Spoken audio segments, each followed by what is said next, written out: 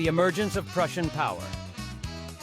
The transformation of Brandenburg Prussia from a relatively insignificant electorate into a major European power represents one of the most remarkable political developments of the early modern period. The foundation of Prussian greatness lay in the systematic state-building efforts of the Hohenzollern dynasty, beginning with the great elector Frederick William, 1640 to 1688, and culminating in the military genius of Frederick the Great, 1740 to 1786. The great elector's reign established the fundamental characteristics of the Prussian state: a powerful military, efficient bureaucracy, and mercantilist economic policies. The creation of a standing army during the 30 Years' War provided the foundation for Prussian military power, while the development of a professional civil service ensured effective governance. The elector's religious tolerance, exemplified by the welcome extended to Huguenot refugees after the revocation of the Edict of Nantes, attracted skilled craftsmen and intellectuals who contributed to Prussia's economic and cultural development.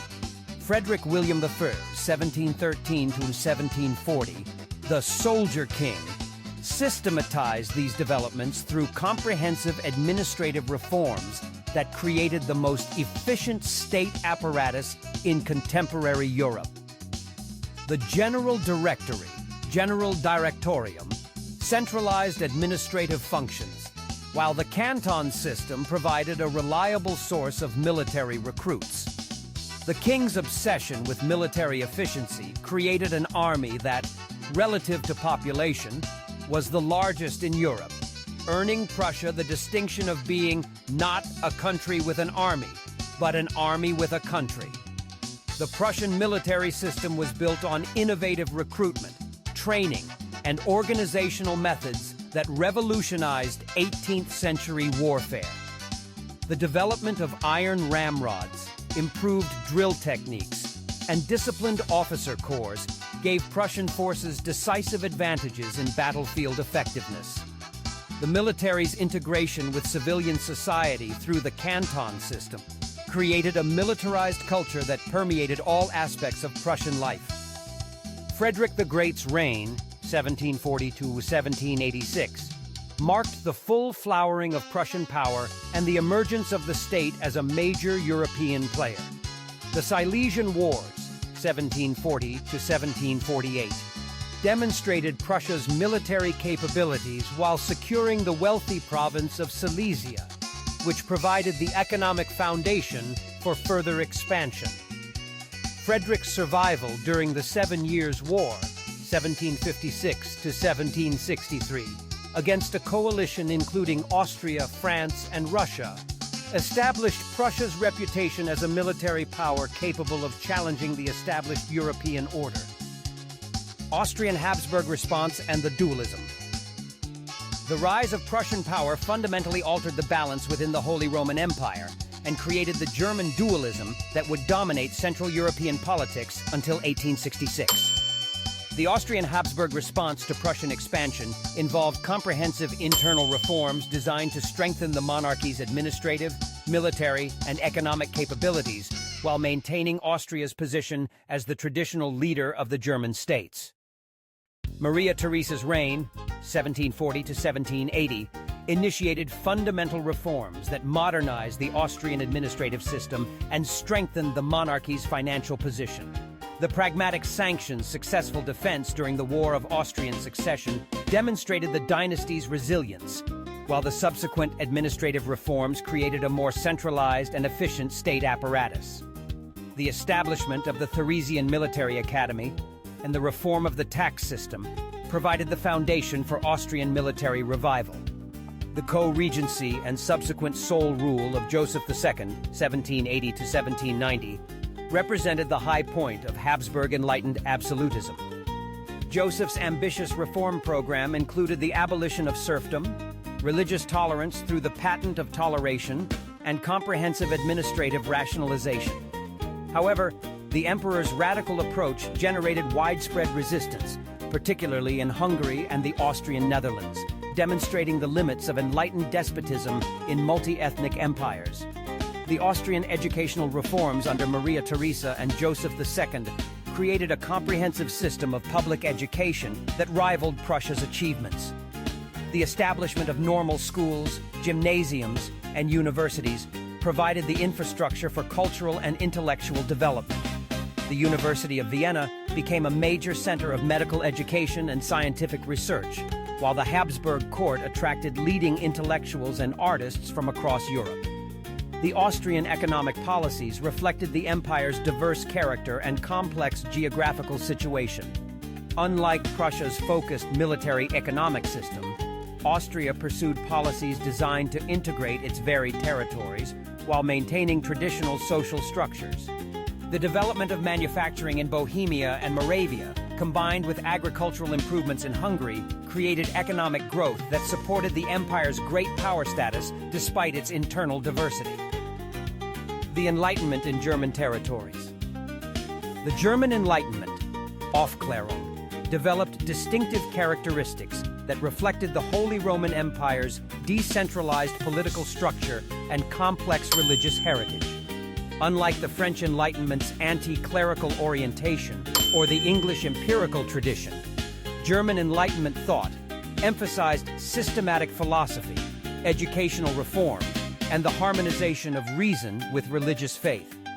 The University of Halle, under the leadership of Christian Thomasius and August Hermann Francke, became the first major center of German Enlightenment thought. Thomasius's advocacy of German as a scholarly language and his emphasis on practical philosophy challenged traditional academic practices, while Francke's pedagogical innovations influenced educational theory throughout Europe. The Halle Pietist movement combined Enlightenment rationalism with intense religious devotion, creating a synthesis that profoundly influenced German intellectual development. Gottfried Wilhelm Leibniz's philosophical system provided the theoretical foundation for German Enlightenment optimism about the compatibility of reason, faith, and social progress. His concept of the best of all possible worlds and his mathematical and scientific achievements established German intellectual leadership in systematic philosophy. Leibniz's correspondence with leading European intellectuals created networks that facilitated the exchange of ideas across confessional and political boundaries. The Göttingen School, centered around the University of Göttingen, represented the institutional culmination of German Enlightenment scholarship. The university's emphasis on empirical research, critical historical method, and practical application of knowledge attracted students from across Europe. Scholars like Johann David Michaelis, August Ludwig Schlosser, and Johann Christoph Gatterer developed methodological innovations that revolutionized biblical studies, statistics, and historical research. Immanuel Kant's critical philosophy, developed primarily in Königsberg, provided the philosophical synthesis that resolved many Enlightenment contradictions while establishing the foundation for German idealism. Kant's Copernican revolution in philosophy, his ethical system based on the categorical imperative, and his political theory of republican government profoundly influenced subsequent German intellectual development. The famous essay, What is Enlightenment?, articulated the movement's core principles while acknowledging the practical limitations of reason in political and social reform. Economic and social transformation. The 18th century witnessed fundamental economic and social changes in German territories that prepared the ground for later industrialization and political transformation. The gradual abolition of serfdom, beginning in Prussia and spreading to other German states, reflected both Enlightenment humanitarian ideals and practical economic considerations about agricultural productivity and labor mobility. The development of manufacturing industries, particularly in textiles, metallurgy, and luxury goods, created new forms of economic organization and social stratification. The putting out system, Verlag system, connected rural and urban production while creating proto-capitalist relationships between merchant entrepreneurs and dependent producers. The growth of banking and credit systems, exemplified by institutions like the Frankfurt banking houses, provided the financial infrastructure for expanded commercial activity. Agricultural improvements, inspired by English models and promoted by cameralist theorists, increased productivity and supported population growth. The introduction of new crops, particularly the potato, provided more reliable food supplies and enabled demographic expansion. Systematic crop rotation, improved livestock breeding, and the consolidation of scattered holdings created the foundation for agricultural capitalism. The emergence of a reading public, laissez publicum, reflected broader social and cultural changes associated with urbanization, educational expansion, and religious pluralism. The proliferation of newspapers, journals, and books created new forms of public discourse and political participation. Coffee houses, reading societies, and lending libraries provided venues for intellectual exchange that transcended traditional social boundaries. Social mobility increased significantly during this period, particularly through military service, bureaucratic advancement, and commercial success. The Prussian emphasis on merit-based promotion in the army and civil service created opportunities for talented individuals regardless of noble birth. The growth of professional occupations, including law, medicine, and teaching, expanded the middle classes and created new forms of social identity. The French Revolutionary Wars and Napoleonic transformation. The French Revolution's impact on German territories was profound and multifaceted, challenging traditional political structures while accelerating social and economic changes that had been developing throughout the 18th century. The initial German response to the revolution was divided, with some intellectuals welcoming the revolutionary ideals, while established authorities viewed French developments with growing alarm.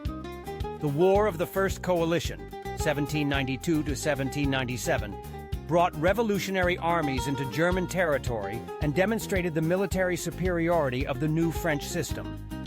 The rapid collapse of traditional military formations before French revolutionary enthusiasm and tactical innovations shocked German military establishments and forced fundamental reconsiderations of military organization and political structure.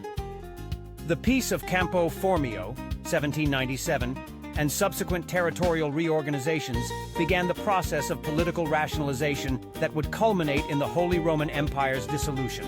The cession of the left bank of the Rhine to France eliminated numerous small ecclesiastical and secular territories, while the compensation of displaced rulers through the secularization of church lands, Reichsdeputationshauptschluss of 1803, further simplified the German political map.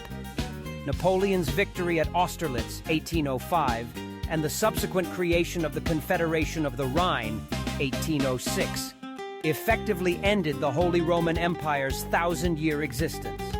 The Confederation's 16 member states, under French protection, initiated comprehensive reforms modeled on French revolutionary and Napoleonic innovations.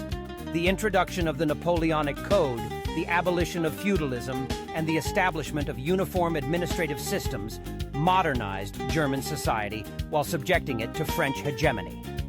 The Prussian defeat at Jena-Auerstedt, 1806, and the subsequent French occupation catalyzed the most comprehensive reform program in Prussian history.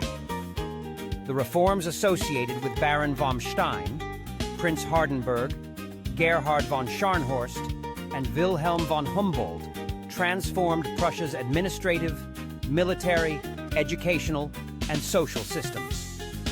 The abolition of serfdom, the introduction of municipal self-government, the creation of a citizen army, and the establishment of the University of Berlin represented a systematic attempt to regenerate Prussian society through liberal reforms.